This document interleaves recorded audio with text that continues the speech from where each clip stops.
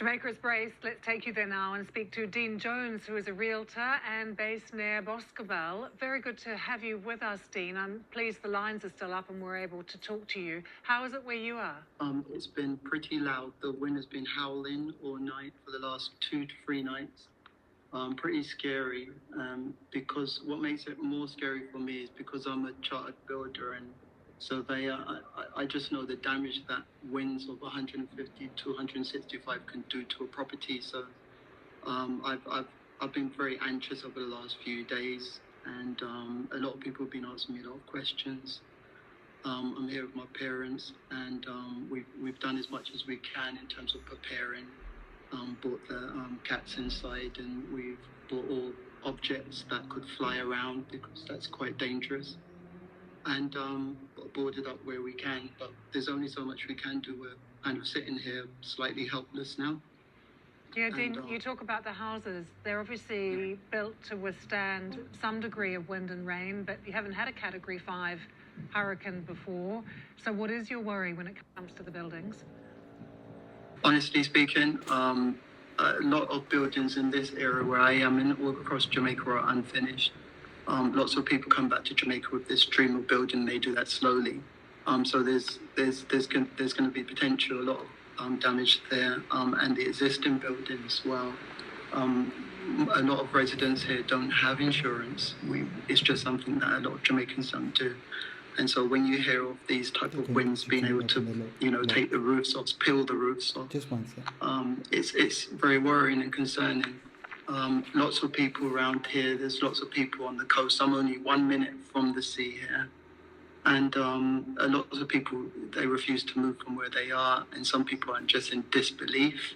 I've passed people on the road within the last few days who don't believe a hurricane's going to hit. And so that's where I think tragedy can really come into play. I hope that people are taking the notifications and the updates seriously. Yeah, we actually, Dean, have been hearing on that from government ministers that since it got light this morning, more and more people have been heading to those evacuation centres. So they were worried about that during the night, but they're very pleased to see that more people are going to those centres. Your mum and your dad, I don't know how much time they spend in Jamaica, whether they live there, but you had Beryl last year, and then it was in 1988 that there was Hurricane Gilbert. Do they remember that? Yeah, I was actually here just after Hurricane Gilbert, and it was complete devastation.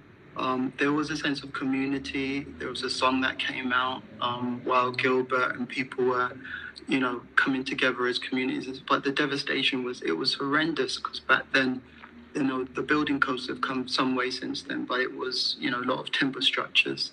Now, of course, we're building with steel and blocks and cement, and the buildings are much more sturdier. But even so, at these speeds, we're just praying for the best.